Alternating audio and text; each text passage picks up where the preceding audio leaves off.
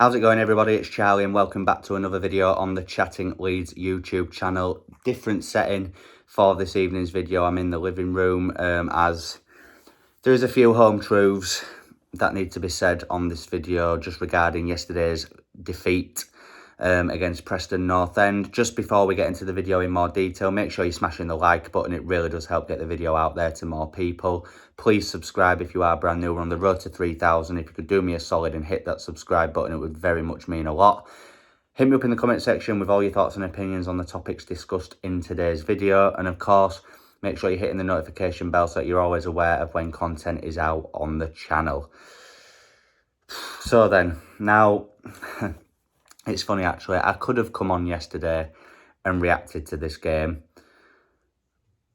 But one, I just couldn't be arsed because I would have probably ended up saying something that I regret in the moment. And two, I actually had plans for Boxing Day, obviously. And by the way, everyone, despite the result yesterday, I hope everyone had a lovely Christmas and Boxing Day yesterday as well. Where do I begin? First of all, let's just address the elephant in the room, and that is Daniel Farke. Look, I've seen a lot of opinions online over the last sort of 24 hours or so about Daniel Farke, and look, the man has done great things for us this season, and if you look at it, given the first month of the season, we're actually in a very good position and he's done very well to get us where we are today. But the inconsistency is starting to really get on my nerves now. How on earth can we beat Ipswich 4-0? And not just beat them 4-0, but batter them at Ellen Road on Saturday. And then we turn up to Preston yesterday. No disrespect to Preston. And by the way, Preston thoroughly deserved that win yesterday, 100%. But how on earth, no disrespect to Preston, do we rock up there and perform like that? Now, Preston fans will look at it, understandably, and say that they made us look that bad. And I can understand it from their point of view, but I have to disagree. I think we were actually bad. We were actually bad. I don't know what it was. I don't know if it was fatigue, tiredness, or if it was just complacency, thinking that we could just rock up there and get a win. Similarly to how we saw against Rotherham. Stoke, I know there was a lot of changes that night at Stoke, but maybe there was complacency there as well. And Farke named another unchanged lineup. I mean, it said in the press conference prior to Ipswich that he will need to rotate over the next few games. Games are coming quick and fast. So why not rotate yesterday to give some players a rest and then play your fully fit 11, your preferred 11, on Friday against West Brom? Why not do that? Now, I know he's the manager and we're just fans that have an opinion. But you can tell that there was players out there who had played a lot of football. He even brought Ampadu off towards the end, which he hasn't done all season. So, I don't know, guys. Like I say, is it complacency? Is it tiredness, fatigue? Should they be tired and fatigued, the professional footballers? I don't know, but at the same time, they are human beings. But it was just sluggish, pathetic, abysmal, boring, slow. Certain players just weren't in the game at all. I didn't know that Joel Perreault was even on the pitch until he got took off. Rutter trying too much on the ball again. Somerville wasn't in the game. Dan James wasn't. I thought Dan James was really poor yesterday. Yes, he wins the penalty, but other than that, did he do out? No. So it's, you know, I love Daniel Farke. He's done great things for us this season, but he is still open to criticism, and there are things that he does that are very questionable still. And I don't know if maybe Leeds are just starting to get found out a little bit. Opposition managers will look at us and they'll know what the starting 11 is.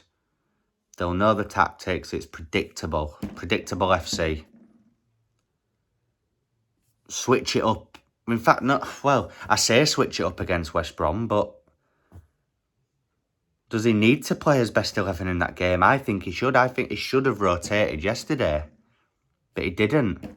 So if he rotates against West Brom, then that's just weird logic to me.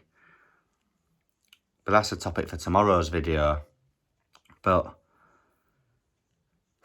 honestly, it's, you know, Leicester have had an unbelievable start, the best start by any Championship side ever. Ipswich have had the best start by any newly promoted team ever. And obviously Southampton are now third after they beat Swansea 5-0 yesterday. You know, a routine win. I wish we did those. Southampton now, by the way, are unbeaten in 16 since they beat Leeds United, ironically. So, and like I said earlier, you know, Preston thoroughly deserved that win yesterday. They were better than us. They were more up for it. They wanted it more. That goal from Miller to win it was a wonderful strike. But let's just talk about the idiot in the room, shall we? Illan Bloody Meslier. Now, it feels like I have an agenda. I don't. Every player that wears that shirt, I want to do well. Even Bamford, even Firpo. But Illan Meslier, to be fair, didn't actually have that bad of a game. It wasn't the worst that I've seen him. And people will say the red card is soft because of how the Preston player acted, how he play acted for it, which, yeah, he did make a meal of it. Of course he did. But Meslier should know better that if you raise your hand to the opposition, you get sent off. It's as simple as that, and that is what happened. Absolute idiot, which means that now we have to watch Carl Darlow play in goal for 3 games. We've got him in net against West Brom on Friday. Birmingham and then Cardiff away we've got him in goal for. And Carl Darlow is not great either. Can't play out from the back at all. And that's what Daniel Farke expects. Could he maybe play Christopher Clarkson? Is he more suited to the system? I don't know. But absolute idiot, man. And that was just the icing on the cake when that happened. And then there's Archie Gray. People, you know, debating this online. Is he too young to receive criticism? Absolutely not. If he's old enough to be out on that pitch, then he is old enough to receive criticism. I thought he was absolutely woeful yesterday. Does that mean I think Archie Gray is a bad footballer? No, not at all. He's been one of my favourites this season. But you've got to call a spade a spade. He was bad yesterday. And yeah, he's had some amazing games at right back, but he's not a right back. He's not a right back. And he's been expected to play at right back. Here's a thought. In January, buy a bloody left back and put Jed Spence at right back. Problem solved. Problem solved. But that'd be the easy thing to do, and Leeds don't do that. But yeah, I just thought I'd just give my opinion on that. I think Archie Gray definitely is open to criticism, no matter how old he is. I thought he was absolutely woeful yesterday. And he wasn't the only one. You know, I thought Somerville was quite poor. I thought Rutter was. Dan James. Perot was non-existent. Ampadu and Kamara were okay. But for me, the best player on the pitch for Leeds United was Joe Rodon. I thought it was unbelievable once again. You can tell that he's visibly getting annoyed at what's going on around him. Pascal, great penalty, by the way, I just want to say. As a centre-back, stepping up to take that penalty, you know, fair play to him. But obviously, it just leaves us all feeling a bit doom and gloom now, doesn't it? Ipswich obviously equalised in the 95th minute or something daft against Leicester last night. Sam Moores, it was a double deflection. I mean, how lucky can a team be? Southampton won.